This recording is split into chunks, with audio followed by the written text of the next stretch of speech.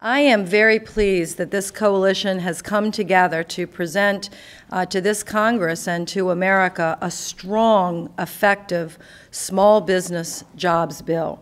It is so exciting to me because this is going to be another piece of our recovery. This is going to be perhaps a centerpiece of us getting out of this deep, dark recession, which was inherited, which came along with a loss of 700,000 jobs a month. There are three major pieces of this small business jobs bill. One is a $12 billion targeted tax cut package for small business, accelerated depreciation for small businesses in America that are defined as with assets under $50 million, that purchase equipment today or this year can write that down more quickly. Another example would be actually 0% capital gains that would be paid by anyone that invests in a small business in America with assets less than $50 million. Those are two examples of the $12 billion of tax cuts that are in this bill. We believe that targeted tax cuts will, in fact, particularly those dedicated and directed to small business in America, can and will help create jobs.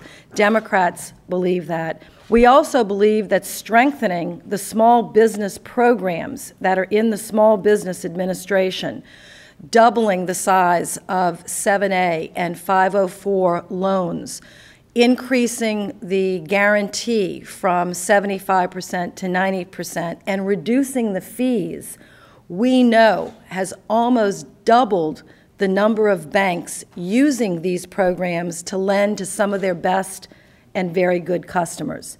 So that is part of the bill. And the third piece of the bill is a lending program for small business.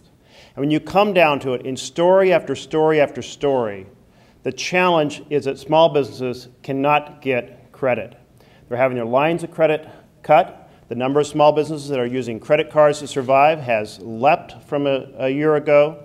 Projects that would have been easily approved to seize a business opportunity, an economic opportunity, are being turned down. And when you turn to the community banks and explore this issue, they explain that they are often at their leverage limits.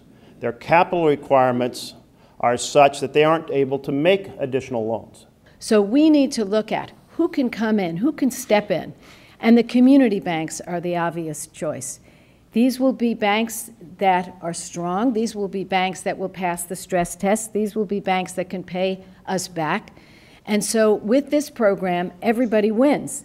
The small businesses, the community banks. If you're a small business and you see an opportunity presented to you, you can't take advantage of it unless you can hire the employees, find the office space, get the equipment, get the inventory, get all those things in place, and then maybe you'll get paid by the customer in 90 or 120 or days or 6 months. But that employee wants to get paid next week. The landlord wants to get paid next month. The vendor wants to get paid right now, thank you very much.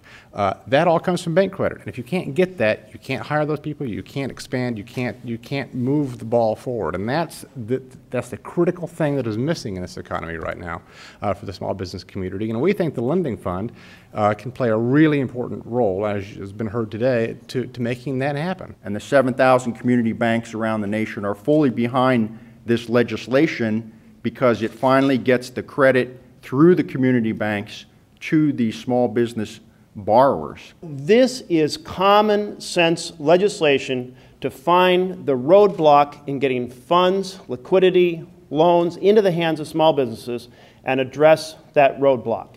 If implemented as planned, this puts $300 billion of lending into the hands of small businesses to fuel our economy, strengthen the communities, and put people back to work, and it's a great thing to do.